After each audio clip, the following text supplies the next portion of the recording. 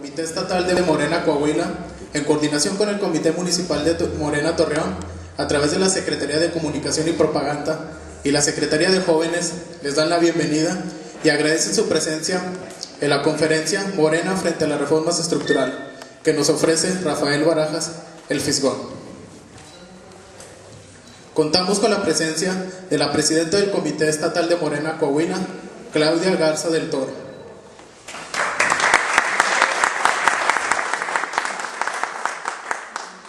Y de la presidenta del Comité Municipal Morena Torreón, Hortensia Sánchez Galván.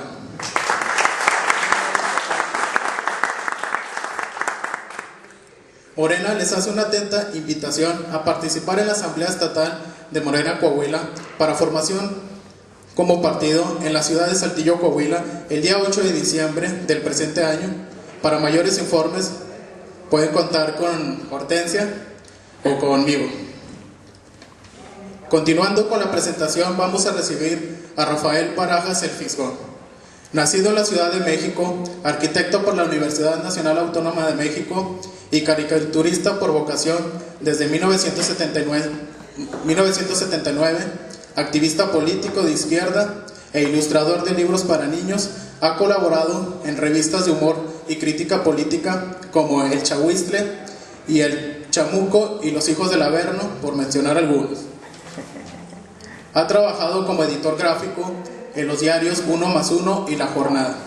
Ha publicado numerosas obras de carácter libro, historietas como El Sexenio se me hace chiquito en 2003, Me lleva el TLC de 1993, Cómo la hacen de Pemex en el 2010, Cómo triunfar en la globalización 2005, publicado en España, Japón y Estados Unidos. Autor del libro La historia de un país en caricatura, publicado en el 2000 por el Consejo Nacional para la Cultura y las Artes. También ha publicado Felipe de Jesús el Pequeño en 2010, por mencionar algunas de sus obras. Tiene en su haber premios como el Premio Manuel Buendía del periodista joven en 1987, como premio también tiene el Premio Constantino Escalante del Club de Periodistas de 1996, Premio Nacional de Periodismo de México en 1999 y Premio La Catrina de la Feria Internacional del Libro del 2010, por mencionar. Recibamos con un fuerte aplauso a Rafael Barajas, el Fisgón.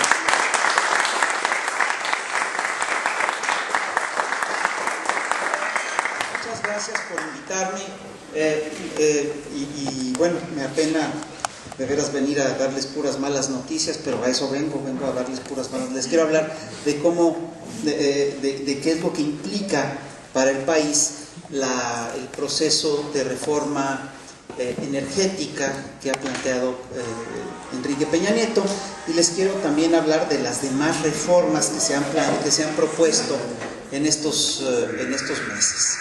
Primero, quiero recordarles o quiero señalarles que pues efectivamente los mexicanos hemos visto cómo se ha ido empobreciendo nuestra calidad de vida en los últimos 30 años.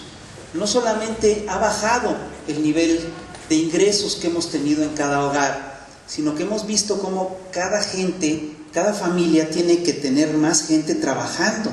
Es decir, hoy en las casas trabajan 2, 3 o más personas para mantener un hogar, y eso es lo único que ha permitido sacar los hogares a flote. Quiero decirles además, y esto es inocultable, que este modelo económico que se implantó desde hace 30 años es responsable directo, entre otras cosas, del empeoramiento de las condiciones de seguridad que tenemos los mexicanos. Esta situación que tenemos hoy, en la cual los grupos delictivos tienen un poder enorme y se han convertido en una de las grandes industrias nacionales, pues es relativamente nuevo. Esto no era así hace 40 años, ¿no? Entonces sí hay una relación muy clara entre el sistema económico que estamos sufriendo, que estamos viviendo, y el deterioro de nuestras condiciones de vida. Yo estoy convencido de que el modelo económico además es un modelo que ya entró en crisis, y que tenemos que mientras más rápido nos salgamos de las lógicas de este modelo va a ser mejor. Para que se den una idea, en el 2008 estalló una crisis global de dimensiones absolutamente colosales, ¿no? Y esta crisis contra lo que dicen los grandes funcionarios y los gobiernos mundiales, lo que dice Washington contra lo que dice el gobierno alemán, es una crisis que no se ha resuelto. La crisis ahí está, es una crisis que se sigue ahondando y les tengo una mala noticia. Mientras las medidas que se han tomado para enfrentar la crisis son medidas que en vez de resolver la crisis la ahondan. Y, entre otras cosas, este paquete de reformas constitucionales que se ha propuesto Peña Nieto va en ese sentido. Es un paquete de reformas que lo que va a hacer es ahondar esta crisis global y nos va a meter todavía más en una dinámica de deterioro, va a deteriorar más nuestra economía. Yo les quiero decir que los paquetes de reformas, este paquete de reformas es parte ya de una sexta generación de reformas neoliberales. El empobrecimiento de nuestro nivel de vida tiene que ver con la aplicación de cada uno de estos paquetes. Quiero decir además que este proyecto económico es un proyecto que se ha implantado de manera paulatina, de manera metódica, de manera cuidadosa a lo largo ya de más de 30 años. Cada uno de los gobernantes, cada uno de los presidentes mexicanos de los últimos 30 años ha hecho su parte, ha hecho su tarea, ha hecho su trabajo. Y la verdad es que el proyecto es muy claro. Es un proyecto que atenta en contra de un modelo de Estado que fue el modelo, digamos, prioritario, el modelo principal, el gran modelo que siguieron casi todos los países en prácticamente todo el planeta durante 30 años, que es el proyecto del Estado de Bienestar. El Estado de Bienestar en México tiene un origen histórico muy claro. El Estado de Bienestar en México viene de la Constitución de 1917. Ustedes saben que Porfirio Díaz gobernó México durante varias décadas, durante cerca de 30 años, que la gente, que se ahondó la desigualdad entre ricos y pobres, que al final del régimen hubo un estallido social, que hubo un movimiento armado que se llamó Revolución Mexicana, y que la Revolución Mexicana barrió prácticamente a todo el país, aunque en diferentes momentos, y que fue un movimiento que tuvo una gran aceptación social. En 1917, los líderes armados de la Revolución Mexicana se reunieron y redactaron una constitución que recogía las demandas de los diversos grupos revolucionarios y las llevó a nivel de ley. Y esta constitución le daba a cada grupo lo que ese grupo necesitaba para funcionar, para crecer y para sobrevivir. Así, pues a los trabajadores se les dio el derecho a asociación sindical para que hicieran sindicatos, el derecho de huelga, el derecho a un salario mínimo constitucional, el derecho a prestaciones, y alrededor de estos derechos fundamentales se construyeron legislaciones como la Ley Federal del Trabajo, etc., y se construyeron instituciones que le dieron estabilidad a la nación. Instituciones como, desde los sindicatos hasta instituciones como el Infonavit, el Instituto Mexicano, el ISSSTE, instituciones de todo tipo. A los campesinos también se les dio lo mismo. Se les hizo una reforma agraria, se creó la figura del ejido, se creó la figura del precio de garantía, que aseguraba que si tú sembrabas no te ibas a poder por lo menos recuperar los gastos de la cosecha. Se crearon instituciones como la CONASUPO, como el Banco Ejidal, como el Banco Rural, y debo decirles que en esta lógica, debo decirles primero que implantar este estado de cosas, hacer valer estas leyes, le tomó mucho tiempo a nuestros padres y a nuestros abuelos. Una cosa es que se aprobaran las leyes en el 17 y otra cosa es que se pusieran en práctica.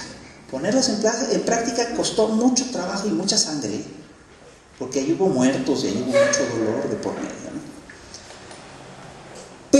al final de cuentas se logró. Sobre todo se consolida después de la Segunda Guerra Mundial. Y lo que se consolida es un Estado que se llama Estado de Bienestar, que se basa, que tenía su base social en organizaciones obreras y campesinas muy importantes, sindicatos grandes, organizaciones campesinas grandes, y es un Estado en el cual el gobierno controla la economía, básicamente rige la economía. Y en este Estado, para que funcione este Estado, pues se crearon grandes empresas estatales. Si era importante la telefonía, bueno, pues se hizo una empresa telefónica del Estado, y esta empresa pues controlaba básicamente la telefonía en el país. También se hizo una empresa, se hicieron dos empresas que controlaban la energía eléctrica, que son Comisión Federal de Electricidad y la Compañía de Luz y Fuerza del Centro. Y por supuesto el petróleo era fundamental para la economía mexicana, y se hizo una gran empresa del Estado que es Petróleos Mexicanos. Debo decirles que bajo este Estado no nos fue mal a los mexicanos. Llegamos a crecer a un ritmo del 6%, a veces hasta del 8% anual. Es decir, nos iba re bien.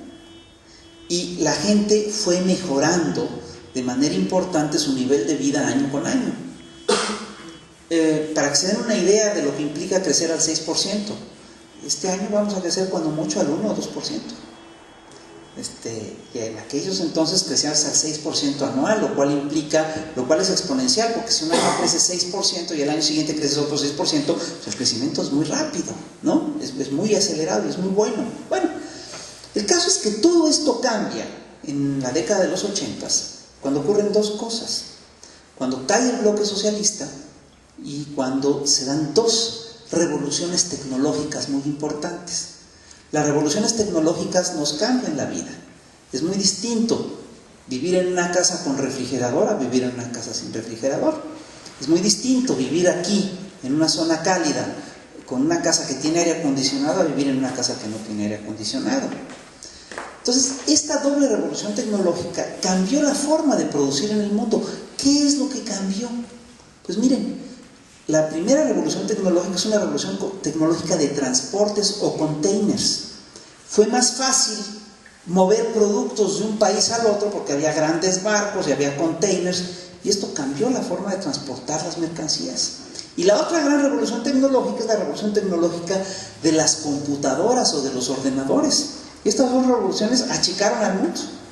Si al lado de esto tú tienes que caer el bloque socialista, pues lo que hubo es que un sector de grandes empresarios que cotizaban en la bolsa empezaron a impulsar un nuevo modelo económico.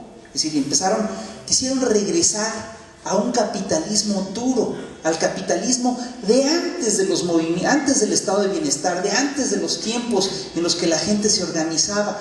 Quiero decirles una cosa: solo hay dos formas de obtener riqueza en el mundo, dos, no hay más. La primera es a partir de materias primas, y la segunda es trabajando esas materias primas. Las tecnologías lo que hacen es acelerar el proceso del trabajo de las materias primas, y las tecnologías sí generan riqueza, pero a partir de que explotan más las materias primas del trabajo. ¿Me explico? Para defenderse de la agresividad de los patrones y de la sobreexplotación, los obreros y los campesinos se organizaron en sindicatos y en agrupaciones sociales y campesinas, en un tejido social. Para defenderse del saqueo de las materias primas, los pueblos se organizaron en estados nacionales. Y aquí lo que teníamos en la década de 1960 eran estados nacionales que tenían un fuerte tejido social que se expresaba en sindicatos y agrupaciones sindicales y todo esto. Esto empieza a combatirse en la década de los 80 y empiezan estos señores, estos grandes empresarios que prácticamente todos juegan en la bolsa, le apuestan al regreso de las lógicas de principios del siglo XIX. Y le apuestan a una cosa que es muy interesante, le apuestan a las lógicas del capital más puro, que es el capital financiero, que es el capital que no produce acero, que no produce granos, que no vende mercancías, sino que es el capital que hace dinero a partir del dinero. la forma más pura del capital. Y estos señores empezaron a impulsar en todo el mundo un cambio de modelo de producción y cambiaron, entre otras cosas, la forma de producir en el planeta.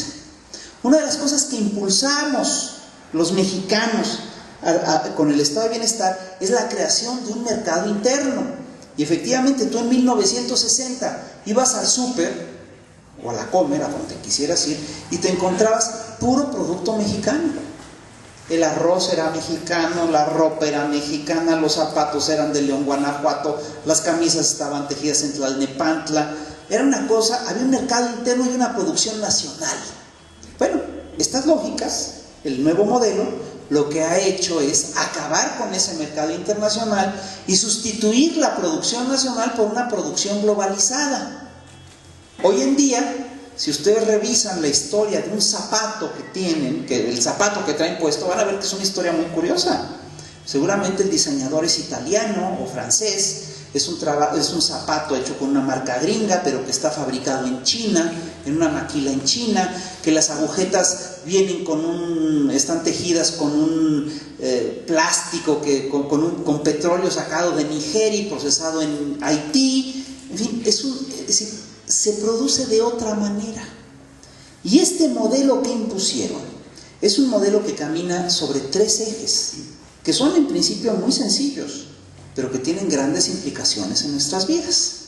El primer eje es lo que se conoce como la firma de tratados de libre comercio, es el libre comercio. Nos han promovido las firmas de tratado de libre comercio en todo el mundo. Todo el mundo tiene tratados de libre comercio. ¿Y eso nos afecta? Por supuesto que nos afecta.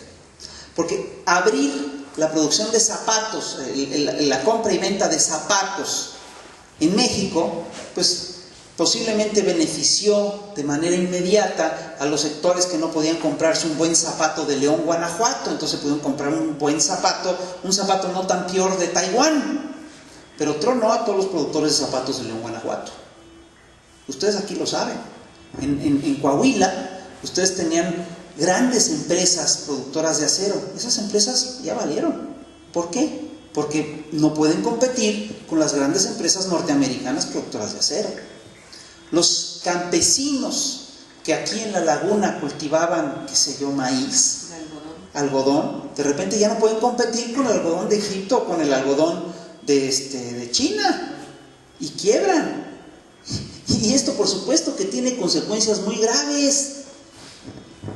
Primera consecuencia: si tú obligas al campesinado a competir a nivel mundial con sus productos, pues va a resultar que tiene muy poco margen de acción. México es competitivo a nivel mundial, qué sé yo, en chile, en papaya, pues en marihuana y en amapola. Entonces, en todos los países en los que se ha implantado el libre comercio absoluto en materia agrícola, en que se han quitado los subsidios al campo, pues ha pasado lo mismo. Han crecido los productos ilegales. Así es. Y vamos a ver qué ha ocurrido con la industria. Pues el perfil industrial del país se cayó. Todo el mercado interno se acabó. Aquí en Coahuila tiene una zona muy importante, fabrica, es una zona de maquilas en la frontera, que venden para Estados Unidos, no venden para México, o rara vez venden para México. O venden una mirruña para México y el resto de Estados Unidos. Así funciona. Reorganizaron la producción a nivel nacional con los tratados de libre comercio. Y por supuesto que eso nos afectó, claro. Mucha gente fue despedida a partir de que se hicieron estos tratados de libre comercio. El segundo gran eje de los neoliberales, de este modelo económico, es el modelo neoliberal, del nuevo liberalismo.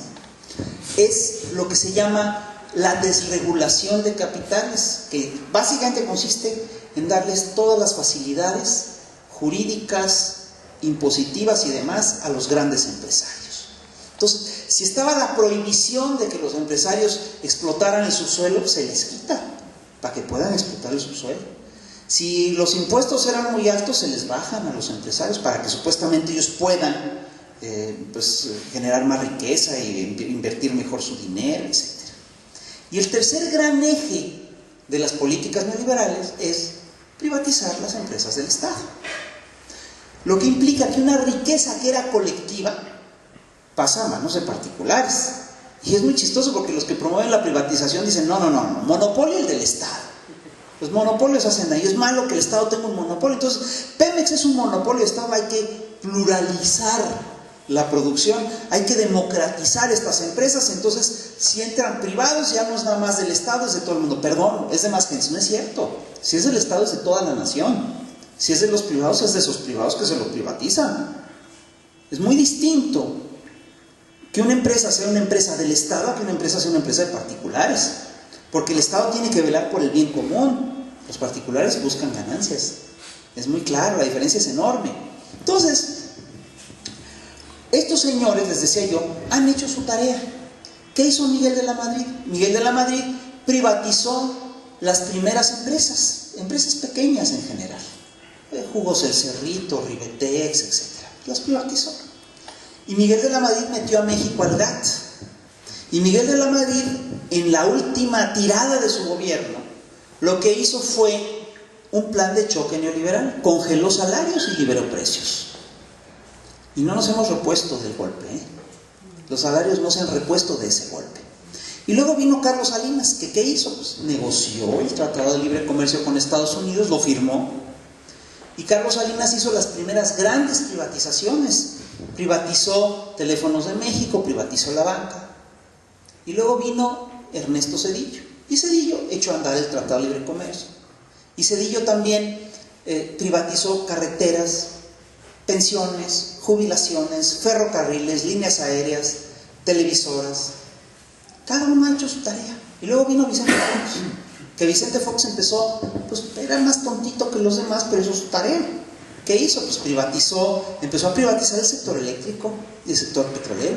Empezó a dar contratos privados de explotación en materia de energía y de petróleo, de luz y de petróleo. Y luego vino Calderón. ¿Qué Calderón? Y Fox, perdón, cosa muy importante, firmó el llamado Tratado de Libre Comercio Plus, la Iniciativa de las Américas, que es un tratado que, ahí sí, yo digo, si el primer tratado fue una golpiza, el tratado de Libre Comercio Plus es una golpiza plus. Eso fue el Tratado de las Américas, que incluye a México, considera que México es parte del área de seguridad de Estados Unidos. Entonces, son tratados en los que México ha hecho concesión tras concesión. Y luego, pues vino Calderón, que también hizo su reforma al ISSSTE primero, una reforma muy importante, e hizo la reforma energética, impulsó su reforma energética, que por la movilización ciudadana la tuvo que negociar a la baja, pero hizo una reforma energética que le hace algunas concesiones a las empresas multinacionales. ¿Qué reformas le quedaban a hacer a Enrique Peña Nieto? Pues le quedaban por hacer las más impopulares. Primero, una reforma laboral. Las gordas son una reforma laboral. Luego, una reforma energética, que concluyera la reforma de Calderón. Y pues otras reformas derivadas de estas, que ahorita vamos a hablar, las vamos a platicar. La reforma laboral, porque quiero decirles además cómo han ido implementando estas reformas. Lo han hecho a la mala. No nos han dicho, miren, vamos a hacer esto y les va a costar tanto. Eso no nos lo han dicho. Nos han dicho, no, hombre, mira, vamos a hacer esto y te va a ir de maravilla, nos vamos a ir al primer mundo. ¿Cuántas veces nos han mandado al primer mundo? ¿3, 4? ¿Cuántas veces nos han prometido que iban a subir los salarios y que ese año sí íbamos a crecer al 6%? Este año nos habían prometido que íbamos a crecer al 4%, con Peña Nieto. Cuando hicieron las reformas laborales, que las aprobaron en diciembre, cuando aprobaron las reformas, nos dijeron que íbamos a crecer 2 puntos porcentuales más, nada más por aprobar esas reformas. Eso no pasó. Entonces, bueno, ¿cómo han funcionado estas reformas? Pues, lo primero que hacen es que en la práctica te quitan el derecho a contrapelo de la ley. Y lo pueden hacer porque tienen el control del Estado. Y después ya lo erigen a nivel de ley, ya lo legalizan.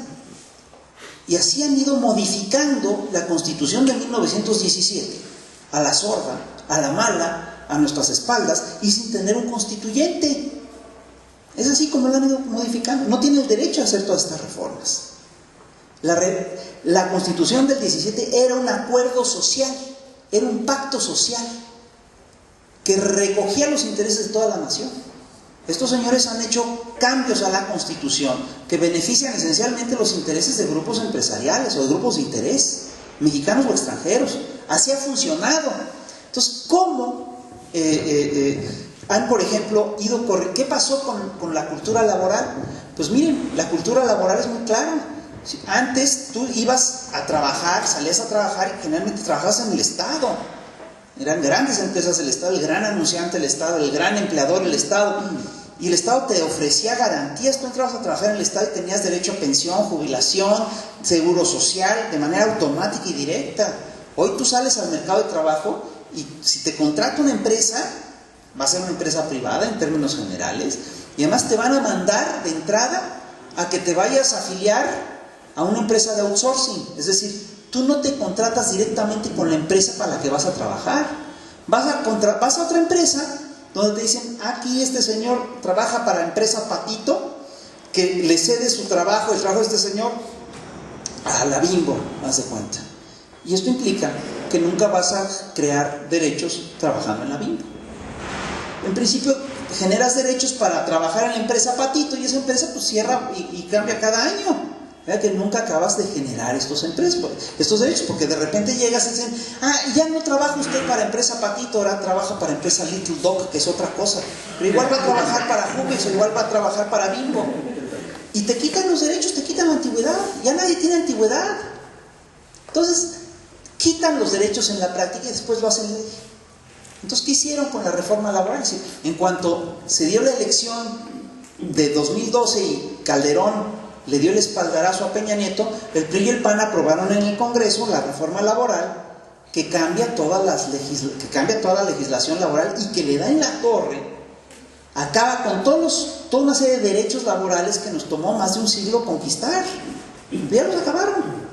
Esa es la primera reforma que hizo Peña Nieto, la reforma laboral. Es la última de Calderón y es la primera de Peña Nieto. Y luego viene la llamada reforma educativa. Esa reforma educativa es fantástica porque de educativa no tiene nada, pero nada. Y además lo que les digo, de entrada ustedes creen que Calderón, pero que Peña Nieto es la persona indicada para hacer una reforma educativa. Un señor que no ha leído 3 libros te va a hacer una reforma educativa de buen nivel. Pues no hay cómo.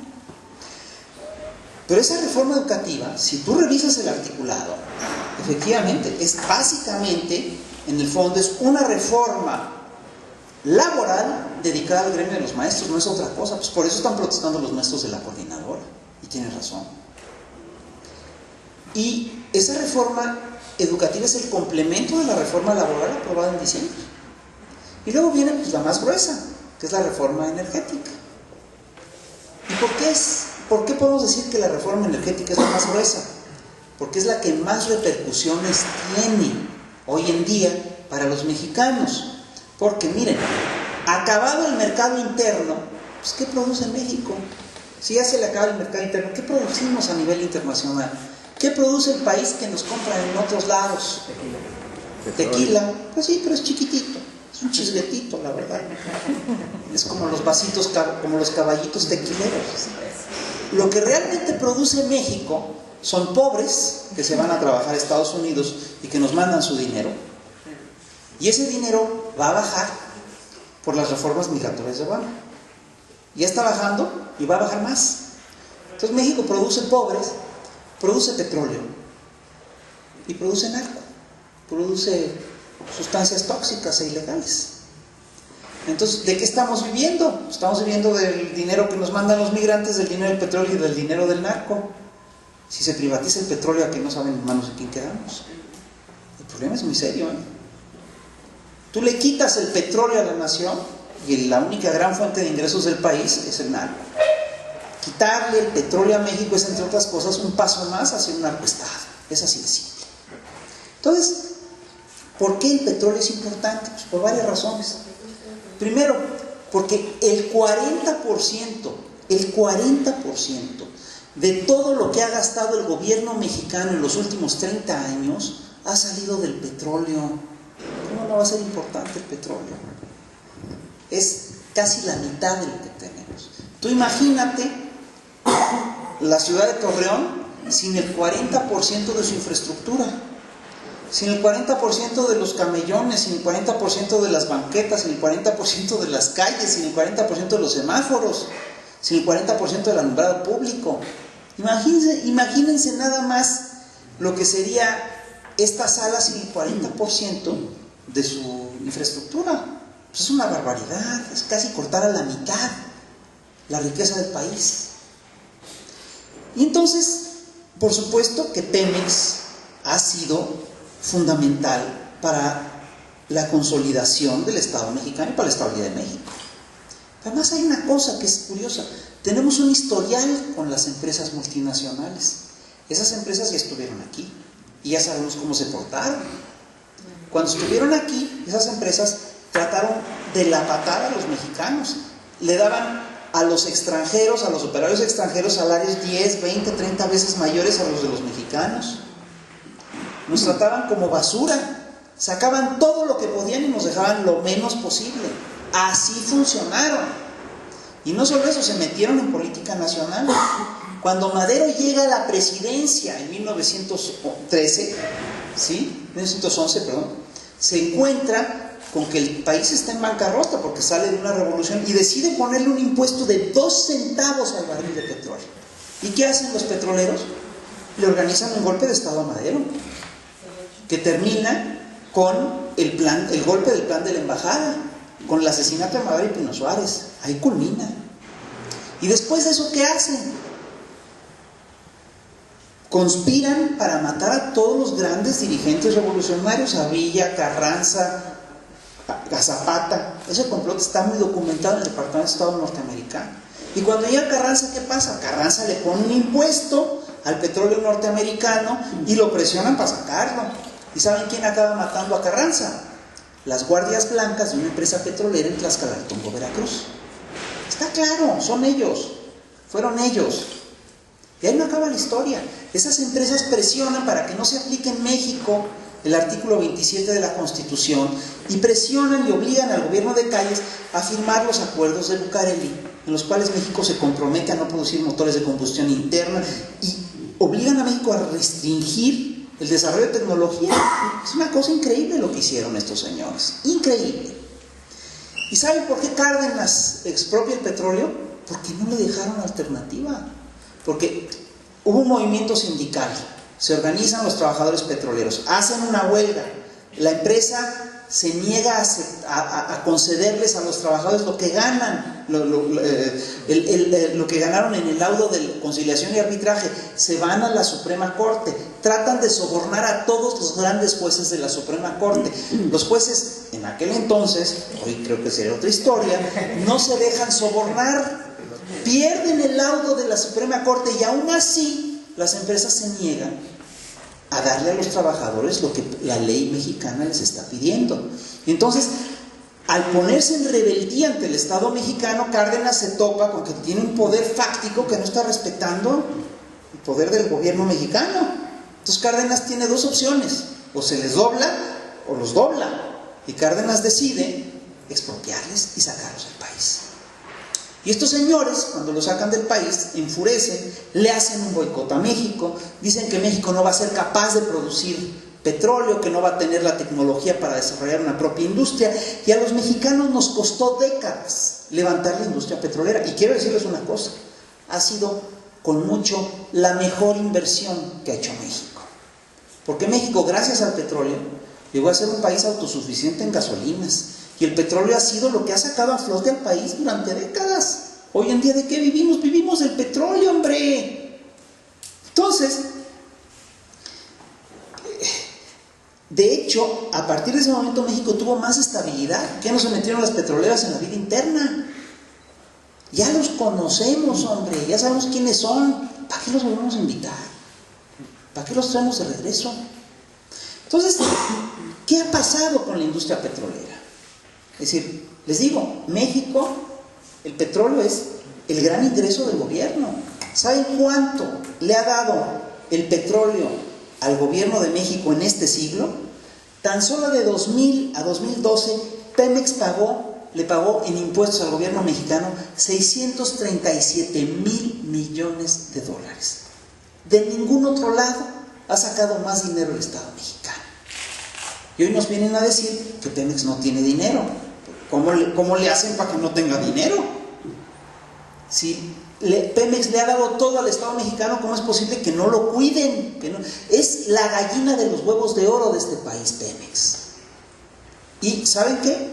Ese dinero se lo ha gastado el Estado mexicano y una parte muy importante se ha ido a gasto corriente, a pago de funcionarios, a pago de altos funcionarios, aviones, celulares, etcétera. Y a producción no se ha ido prácticamente nada, ni a mantenimiento. Tú dime si es prudente hacer eso con la empresa que te está sosteniendo. O es un suicidio, o es una estupidez, o es una consigna de fuera.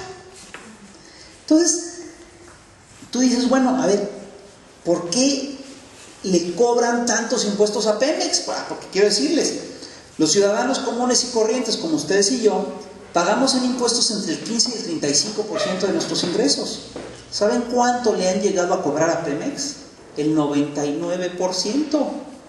Pues no hay empresa que sobreviva si le cobras el 99%, si le quitas el 99% de sus ganancias. Pues a Pemex le están quitando el 99%. Y a cambio, es decir, ¿por qué a Pemex le quitan eso? Te dicen, no, es que no tenemos otras formas de ingreso. Pues cómo no, y ahí está Carlos Slim, está Roberto Hernández, están los grandes ricos. ¿Por qué no los cobras a ellos? Porque a ellos les cobran entre el 2 y el 7%. ¿Por qué? ¿Esto qué implica? Es parte de las lógicas neoliberales, y lo que implica es que Pemex ha estado financiando el enriquecimiento de estos señores. Por eso tenemos 53 billonarios en la lista de Forbes, porque Pemex los ha estado financiando de manera directa. ¿Me explico? Y no solo eso, le han corrido a todos los ingenieros a Pemex, han cerrado al Instituto Mexicano del Petróleo, ya dejaron de producir tecnología. Lo estallan. Pues sí. Han permitido que crezca la corrupción en el otorgamiento de contratos, han permitido el robo de gasolinas a lo bestia, un robo salvaje. Han hecho cosas como estas, es decir, han hecho que Petróleos Mexicanos ya no produzca petroquímica secundaria, entonces ya la importamos. Antes ganábamos con la petroquímica, ahora nos cuesta la petroquímica que utilizamos. Es una estupidez lo que han hecho. Fíjense, para que se den una idea, en tiempos de López Portillo, por cada peso que Pemex pagaba de impuestos, le daban un peso de subsidios. En tiempos de Salinas, por cada peso que le daban de subsidio, le sacaban 5 de impuestos. Y en tiempos de Fox, ya llegó al colmo, porque por cada peso que le metían a Pemex, le sacaban 8.50. Con el agravante de que no le metían un peso, le metían 13 centavos, le prestaban 87 para que se endeudara con 1.60 y le sacaban 8.50. Le metían 13 centavos y le sacaban 8.50. Pues díganme ustedes si no la querían quebrar. Pues por supuesto que la querían quebrar. Te dicen, no, es que Pemex no tiene dinero. Bueno, entonces explícame por qué en el sexenio pasado el señor Suárez Coppel endeuda a Pemex por $1.700 millones para comprar acciones de otra empresa petrolera, de Repsol. ¿Cómo llegó a la conclusión de que eso es lo que había que hacer? Es increíble. Y entonces a Pemex la han querido privatizar también de manera paulatina a lo largo de varios sexenios. De la Madrid hizo su trabajo. De la Madrid quitó de las lógicas de Pemex la petroquímica secundaria por decreto. Luego Salinas hizo lo suyo, metió a la cárcel a la Quina, empezó a desmantelar un sindicato que aunque corrupto era nacionalista, y repartió a Pemex en 5 grandes empresas. Y una de las cosas que hizo es que manda a la empresa que comercializa el petróleo fuera de México. ¿Cuál es la finalidad de eso? ¿Saben cuál es la finalidad? Que el Congreso no la pueda auditar. Entonces no podemos ni controlar los ingresos de la principal empresa de la nación. Es una barbaridad, por decreto presidencial, simplemente por decreto presidencial. Y luego Cedillo intentó su reforma energética, y luego Fox dio los contratos riesgo, Calderón dio los contratos riesgos, hizo su reforma. Pero les tengo una noticia que es increíble. ¿Ya vieron todo lo que les conté del saqueo de Pemex? Pues Pemex sigue siendo la gran empresa de México. A pesar de todo, seguimos viviendo de petróleos mexicanos. Hoy en día Pemex es, con mucho, la principal empresa del país. es la empresa que genera más riqueza. Mientras todas las empresas de la bolsa juntan 54.900 millones de dólares al año, Pemex gana solita 76.969, el 25% más, perdón, 50% más. Es una barbaridad. Es la gran empresa del país, es la segunda empresa más importante de América Latina, es la número 13 de todo el continente americano, es la número 34 de todo el mundo. Pues por eso lo quieren privatizar. ¿Y qué repercusiones tiene la reforma energética de Peña Nieto? Bueno, primero, ¿qué es la reforma de Peña Nieto? La reforma es una privatización. Dicen estos señores que Pemex no se privatiza, pero a ver, explícame. Si lo que plantea la reforma es que el petróleo, el gas y los hidrocarburos puedan ser explotados por particulares, ¿no está privatizando? Pues está privatizando. Si lo que hace la reforma es establecer que va a haber contratos privados, contratos entre el Estado y particulares en materia de gas y petróleo, pues está privatizando. Y otra cosa que está haciendo este señor es que piensa cambiar la Constitución para que el petróleo, los hidrocarburos y la petroquímica básica y la electricidad ya no sean áreas estratégicas. Es decir, como si por decreto dejaran de serlo. Yo nada más quiero decirles una cosa: el término estratégico es un término que se utiliza mucho en materia militar. Y yo quiero decirles una cosa: si tú cedes una cosa que es estratégica, ¿qué estás haciendo? Estás entregando la plaza. Imagínate tú al general Ignacio Zaragoza en la batalla del 5 de mayo diciendo: mira, son estratégicos el fuerte de Loreto y Guadalupe, pero pues vamos a negociar con los franceses, darles el puerto de Loreto. Pues ¿qué hubiera pasado? Pues que hubiéramos perdido. Eso se llama, ¿cómo se llama? Traición. Se llama traición. Efectivamente, eso es una traición. Entonces, ¿qué consecuencias tiene en concreto que se apruebe la reforma de Peña Nieto? Las consecuencias son muy gordas. Primero, es decir, vamos a perder soberanía. Vamos a entregar el petróleo, vamos a perder la posibilidad de que el petróleo sea la palanca de desarrollo del país, vamos a perder la posibilidad de planear el futuro energético del país. Una consecuencia directa, imagínate tú que en vez de que la nación explote un pozo petrolero, lo explote la Shell con la nación, dicen ellos. Pues ¿quién va a decidir cuánto petróleo se sale y cuánto se queda? Pues lo va a decidir la Shell, hombre.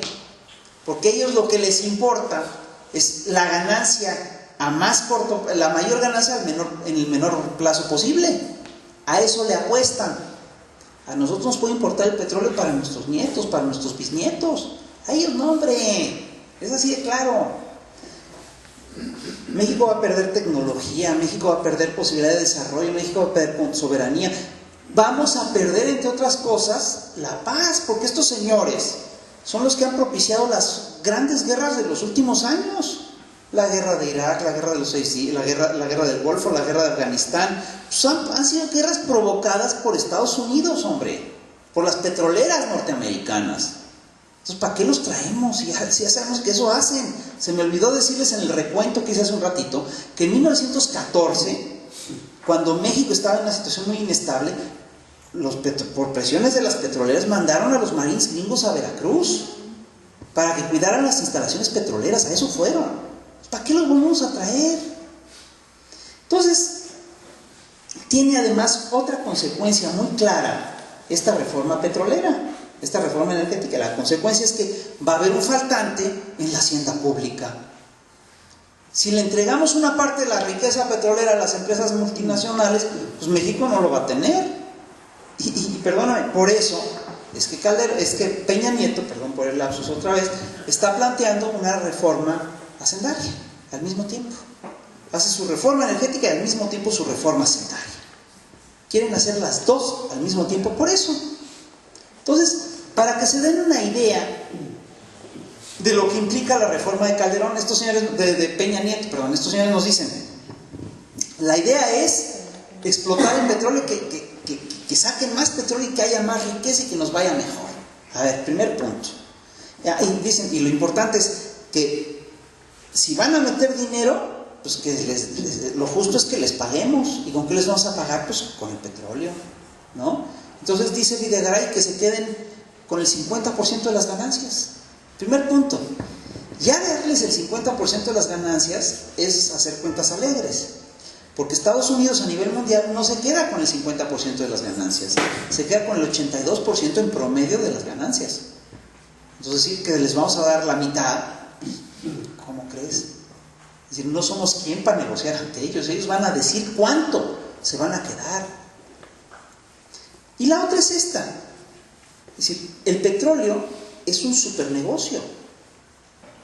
Darles un porcentaje por inversión es una estupidez. Para que se den una idea, en México hubo un yacimiento histórico que es el yacimiento de Cantarell. Es un yacimiento de los más grandes que se han encontrado en la historia del petróleo. Ese yacimiento, ¿saben cuánto nos costó la inversión inicial para explotarlo? Nos costó solo $5 millones. ¿Y saben cuánto nos ha dado Cantarell? Nos ha dado, tan solo entre 2004 y 2008, el petróleo extraído en Cantarell le dio al país ganancias por $170 millones. Metimos 5 y sacamos 170,000. Tú dime si no es buen negocio el petróleo. Es el gran negocio. Si hubiéramos en este esquema compartido la mitad de las ganancias con Estados Unidos, con las multinacionales, nos hubiéramos quedado solo con 169,000 o 170,000 millones. ¿Y saben qué? Esto en el esquema de cuentas alegres de Videgaray, porque si nos ceñimos a la lógica que manejan estos señores, a México solo le hubieran quedado 34,000 millones. Entonces miren, es una estupidez, pero además uno de los problemas serios que tendríamos si le abrimos las puertas a las multinacionales es que vamos a perder hasta soberanía política, porque estas multinacionales se meten a hacer política en los países en los que trabajan. ¿Ustedes creen que no se van a meter aquí? Si lo hacen en todo el mundo, ¿por qué no lo van a hacer con nosotros? Y entonces ya ni siquiera va a ser la oligarquía mexicana la que nos va a hacer el próximo fraude electoral. Va a ser la Exxon y va a ser Mobil y va a ser la Shell y British Petroleum, y eso es también lo que está en juego. ¿Sí me explico? Es una barbaridad. Ahora, hay un detalle que quiero platicarles antes de concluir, ya voy a acabar, que es que ¿quién está promoviendo esta reforma energética? Pues son obviamente Washington, los Estados Unidos y sus cabilderos. ¿Y quiénes son sus cabilderos? Son señores que estuvieron en altos cargos del gobierno mexicano y que tienen intereses directos hoy con estas empresas y que ni siquiera los esconden, ni siquiera intentan ocultarlos. El señor Jesús Federico Reyes Heroles González Garza fue secretario de Energía durante el sexenio de Zedillo, embajador de México en Estados Unidos con Zedillo y director de Pemex durante el sexenio de Calderón. Este señor hoy es socio de una empresa que se llama Morgan Stanley, que es una empresa que tiene intereses en el sector petrolero. Y acaban de fundar con Morgan Stanley una empresa que se llama Energea, que piensa ser líder en materia energética en América Latina. No me digas que hace ahí Reyes Heroles, sino vender sus contactos y sus ligas y sus redes de trato, redes de trato que armó siendo director de Pemex. Ahí hay un conflicto de interés clarísimo. Y tienes el caso de Georgina Kessel. Fíjate que Georgina Kessel le dio a una empresa española que se llama Iberdrola contratos por más de 1 millón de euros cuando ella fue secretaria de Energía. ¿A que no saben dónde trabaja Georgina Kessel? Está en el Consejo de Administración de Iberdrola. Está clarísimo. Le hizo un favor a Iberdrola y ahora Iberdrola se la paga. Y vamos a ver el caso de Pedro Aspe. Pedro Aspe fue secretario de Energía, secretario de Hacienda en el sexenio de Salinas. Hoy Pedro Aspe tiene una empresa que se llama Protego, que es una empresa de petróleo, de venta de relaciones petroleras.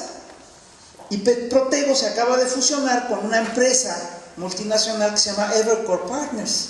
¿Qué hacen? Pues vende favores petroleros y cabildea contratos. Eso es lo que está haciendo. Y esos señores que cabildean los contratos van a acabar increíblemente ricos. Ese es su proyecto. Es el jefe de Videgaray, Pedro Aspe. Es el mentor de Videgaray. Videgaray le dedica la tesis a Pedro Aspe, ¿no? Videgaray, el actual secretario de Hacienda, pues claro, así está. Y otro gran empresario, funcionario, que también promueve la privatización petrolera, es el actual secretario de Pemex, Emilio Lozoya Austin. Lozoya Austin fue director de una empresa, miembro del consejo de administración de una empresa de construcción que se llama OHL hasta hace unos meses. Dejó de serlo, se metió a Petróleos Mexicanos y desde que es director de Petróleos Mexicanos le ha dado 5 grandes contratos a OHL. Es que no puede ser que sean tan... Mi abuela decía, ya está mal que sean puercos, mijito, pero que no sean tan trompudos. Estos sí son retrompudos. Y está el caso de Suárez Coppel. Suárez Coppel le dio a Jacobs Engineering, una empresa, contratos por $2.500 millones y hoy trabaja para Jacobs Engineering. Y promueve, por supuesto, la privatización para servirle a Jacobs Engineering.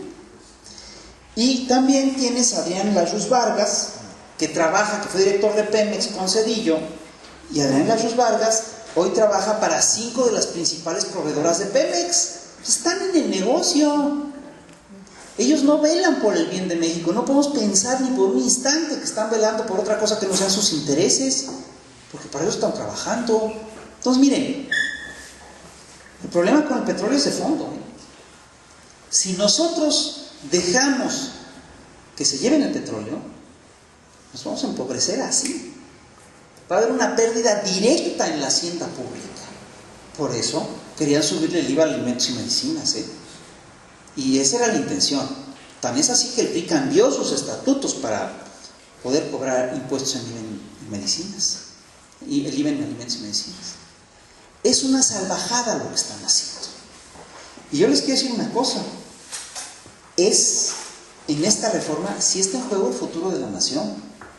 Sí nos tenemos que movilizar, sí nos tenemos que agitar, sí tenemos que convencer gente, tenemos que informar a la gente y tenemos que tratar de convencerla de que se movilice, porque si nos movilizamos le van a parar, o por lo menos le van a tener que bajar. Si dejamos que avancen, pues van a hacer todo lo que ellos quieran. Son, decía un amigo mío, como el cohetero. Lanzan un cohete y si nadie les chifla, lanzan el segundo. Y si les chiflan, ya dejan de lanzar cohetes. Pero en la medida en la que nos movilicemos, vamos a cambiar. Ahora, es claro que esto es decir, cada día tenemos más datos, más pruebas de que esto es una presión de Estados Unidos. Hoy, en la prensa, en la jornada, se publica una declaración de John Kerry, ex candidato a la presidencia de Estados Unidos en la OEA, que dice, ya se acabó la doctrina Monroe, nos vamos a tratar de igual a igual, ¿sí? Como si fuéramos tan iguales, ¿no? Y vamos a hacer una gran sociedad energética. Perdón, aquí hay un problema. Tratar de igual a igual. Es decir, es un principio de desigualdad el trato de iguales entre desiguales, ¿no? Es decir que yo voy a entrar con el campeón mundial de boxeo al ring en condiciones de igualdad, pues ni que fuera yo un retrasado mental. Y si me voy a meter al ring, tengo que tener alguna ventaja, por lo menos denme un garrote, ¿no? Para defenderme, un bate, o lo que sea, una fusca por lo menos, porque ya estoy perdido. Entonces, mínimo. Entonces, el tema es ese. Es un proyecto de Estados Unidos, y es un proyecto, y Peña Nieto está funcionando estrictamente como un enviado de Washington. Es así de simple. ¿Saben qué? Van contra nuestros intereses y contra los intereses de nuestros hijos. Si no queremos empobrecernos a pasos agigantados rápido, tenemos que detener esta reforma. Por lo menos tenemos que hacer lo posible para poder decir a nuestros hijos, mira, y si la aprobaron, fue a contrapelo nuestro. Hicimos todo lo posible por pararlo. Es lo que les quiero decir. Esta reforma es atroz. Y sí está mucho en juego con esta reforma. Nos tenemos que movilizar para detenerla. Lo que sigue es muy grave. Y la suerte del país sin petróleo es siniestra. De veras, es un paso más hacia un narco estado. Ustedes me dirán si no hacemos bien al tratar de detenerlo. Yo lo que les sugiero es que nos informemos y agitemos, tenemos que hacerlo. Y sí, les quiero decir que es un momento de unidad. Es el momento en el que nos tenemos que cohesionar, tanto en Morena como fuera, Tenemos que buscar la unidad del movimiento. Si no la buscamos, estamos incurriendo en una gravísima irresponsabilidad. Es el momento en el que ellos quieren avanzar y solo un movimiento unificado, un movimiento consistente, coherente, sólido, les va a poder hacer frente y va a poder detener estas reformas. Ustedes aquí tienen dos tareas. Tienen en fechas próximas unas que hacer la asamblea estatal de Morena. Yo les sugiero que se apliquen, que dejen de lado las diferencias y las tonterías y que trabajen juntos. Y les aseguro que las diferencias que tienen con el vecino ahorita son mucho menores que las que tienen con Peña Nieto. Y también, al mismo tiempo, nos tenemos que movilizar para defender el petróleo. Nos tenemos que activar, y tenemos que dejar de lado las tonterías. Lo que está en juego es muy importante como para gastar nuestra pólvora en infiernitos. Es lo que les quiero plantear. Y aquí acabo, y si tienen alguna duda se las contesto con mucho gusto.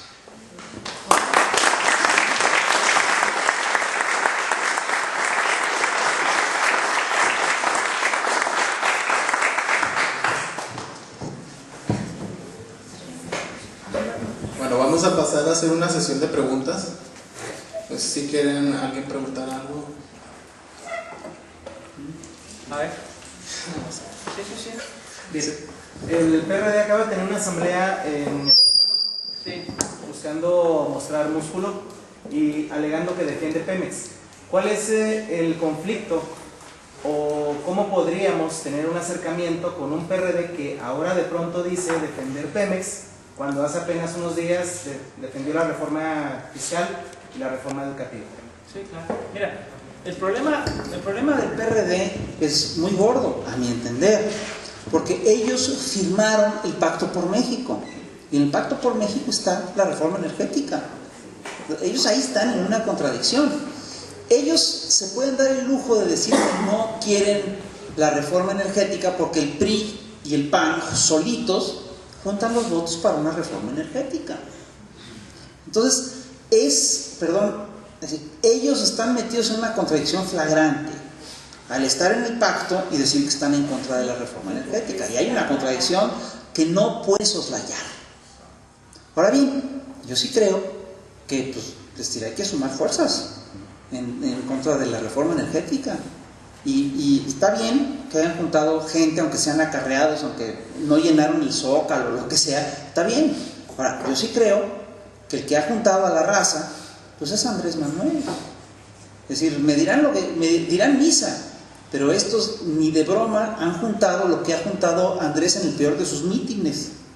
En el más desangelado de sus mítines, Andrés Manuel juntó mucha más gente de la que han juntado ellos, y sin contradicciones. Entonces, pues sí, yo creo que Andrés tiene, es decir, el que tiene que llevar adelante la dirección de la lucha contra la privatización petrolera, pues Andrés le toca, se la ganó en la calle. ¿Cómo la ves? Entonces, pues vamos, yo creo que vamos a tener que negociar con esta gente, vamos a tener que hablar con ellos, pero no hay que perder de vista que quien tiene que tener la dirección del movimiento somos nosotros, con la pena. Entonces, eso es lo que yo veo. ¿Alguna otra pregunta? A ver, viene. Sí, échale. Bueno, hablar sobre luchar por defender el petróleo. No sé qué concepto manejes en eso. Yo lo que mucha gente habla es de las manifestaciones, pero pues desde 1968 hay manifestaciones en México y se está informando a la gente sobre las atrocidades que está cometiendo el gobierno desde hace ya muchos años. Así es. No sé si quepa resaltar que las manifestaciones ya no surgen efecto, porque no le estamos haciendo nada. Lo único que hacemos es impedir los pasos en las grandes ciudades. A esto yo implementaría, pues, aunque se escuche fuerte y radical, la revolución. No sé qué opinión tengas con eso. A ver, mira, yo te quiero hacer dos planteamientos. Yo te quiero hacer un análisis de lo que está pasando hoy en día, de qué es lo que podemos hacer. Es decir, yo desde que estoy en la secundaria, me llaman a hacer la revolución cada semana y me llaman a hacer paros nacionales cada mes. Yo te quiero decir una cosa, es decir, si pudiéramos hacer la revolución, como tú dices, pues no estaremos aquí. Es decir, una revolución no se organiza por decreto, no es una actitud voluntarista, la tienes que construir y la tienes que organizar. Porque si tú dices, vamos a hacer la revolución, pues ahorita vamos a suponer que todos nos lancemos a la calle a hacerla de todos, ¿y quién nos sigue? ¿Sí me explico? Es decir, tenemos que ser realistas y tenemos que trabajar con lo que sí tenemos. Hoy, por ejemplo, muchos compañeros te dicen, no, hay que hacer un paro nacional, nos estamos tardando, hay que lanzar un paro nacional ya. Está bien. ¿Sabes cuál es el problema? Que se lanzó un paro nacional hace 3 semanas y no salió ni en la jornada. ¿Por qué? Porque para hacer un paro nacional necesitas sindicatos nacionales. ¿Y qué han hecho estos señores en los últimos 30 años? Han destruido todos y cada uno de los sindicatos nacionales. ¿Con quién lo hacemos? Si se puede hacer, te juro que cuentas conmigo, pero no lo podemos hacer. Es un problema de las herramientas con las que contamos. La gente dice, bueno, vamos a hacer una revolución violenta. Yo te voy a decir una cosa, yo de entrada no creo en la violencia, y menos en estos tiempos, cuando el Estado tiene un monopolio tan fuerte de la violencia. En la masa le disparamos al ejército y el ejército respondió matando al pueblo. O sea, qué pendejos. ¿Cómo haces eso? ¿Sí me explico? Provocaron una represión brutal estos señores. Nadie sabe tan bien cómo infiltrar provocadores en una manifestación como el PRI en gobernación. En eso son expertos, desde hace décadas, desde el 71, desde el 68, durante la guerra sucia, se han dedicado a eso. Si nos vamos en esas lógicas, ellos van a ganar. Si ahorita tú levantas un grupo violento y te lanzas contra esto, te van a aplastar porque tienen la fuerza para hacerlo. Y además les va a funcionar muy bien, porque te aplastan y se quedan. Entonces, ¿qué nos queda? Nos quedan realmente pocas formas de resistencia, pero son eficaces. Una de ellas es lo que se llama la resistencia civil pacífica, inventada por un gringo llamado Thoreau en el siglo XIX. Pero es una forma de resistencia muy fuerte. Implica, y tú dices, las marchas no funcionan. No, sí, las marchas sí funcionan. Y te voy a poner un ejemplo muy reciente. Cuando Andrés Manuel convocó a la primera gran marcha en fechas recientes, la convoca el día en el que en el Congreso se va a presentar la propuesta del PRI de reforma, la propuesta presidencial de reforma hacendaya. Y sabíamos que iban a presentar una reforma que pedía subir el IVA en medicinas y alimentos. Lo sabíamos, por lo que les dije hace rato, porque el PRI hasta cambió sus estatutos para aprobarlo. Cuando el PRI ve que se arma una marcha grande, retira la propuesta del IVA en alimentos y medicinas. Tú dime, ¿funcionan las marchas o no? Pues claro que sí funcionan. Lo que pasa es que para que funcionen de a de veras, tenemos que ser más, y tenemos que estar más organizados, y tenemos que ser mucho más eficaces, porque eso nos ha faltado. La gente es muy chistosa, porque viene la gente y dice, no, hay que entrarle a la revolución, y luego se van a su casita y no hacen nada. ¿Sí me explico? Sí. Hay que tener consecuencia entre lo que decimos y lo que hacemos. Tenemos, entre otras cosas, que redoblar nuestra militancia personal. Tenemos que dedicarle parte de nuestra vida cotidiana a promover la causa y a convencer gente. la resistencia civil va a funcionar, y no nada más la resistencia civil, cualquier otra forma de lucha y de defensa, va a funcionar en la medida en la que nos activemos y no nos desactivemos. En la medida en la que luchemos hoy, mañana, pasado, después de pasado, y que le dediquemos una parte importante de nuestra vida al asunto. Porque luego nos encontramos con que la gente se desespera. Dice, no, ya quiero acciones de a de veras, o si no me voy a mi casa. No me chingues. ¿Cómo te vas a tu casa? Es decir, hay que seguirle trabajando, y si esta no se pudo, la siguiente se puede. Este triunfo va a ser de los necios. Y yo creo que nosotros somos bien necios. Estamos aquí desde el 88. Y estamos friegue, todos los días estamos friegue. Y mira, nos han comprado el partido, nos han vendido, nos han comprado dirigentes, nos han corrompido amigos, han hecho cosas increíbles. De ahí seguimos. Y somos una opción porque no nos rendimos. ¿Y sabes qué? No nos vamos a rendir por una razón muy simple. Porque la razón de fondo de nuestra causa es ética. Y con eso no pueden. Les estamos oponiendo una forma de lucha ética a la enorme corrupción que tienen. Contra eso no saben cómo luchar. ¿Sí me explico? Van a tratar de corromper a todo el mundo. Si no te dejas corromper, ahí sí tocan con pared. Entonces, yo les quiero hacer el planteamiento, es decir, no se desesperen, tengan fe, pero no se rindan. No se desesperen implica no se rindan. Hay que seguir peleando, hay que seguir luchando, porque si seguimos luchando, les puedo decir una cosa, vamos a ganar. Yo estoy convencido de que vamos a ganar. Porque el triunfo de estos señores es éticamente imposible. En el terreno ético ese triunfo es imposible. Y en ese terreno nosotros no podemos perder. Pero sí tenemos que mantener una conciencia ética, sino que estamos jugando. ¿Sí me explico? Entonces mira, cuando la gente llama a emprender acciones violentas, yo les pido que tengan cuidado. Las acciones violentas te permiten desahogarte, pero no son eficaces.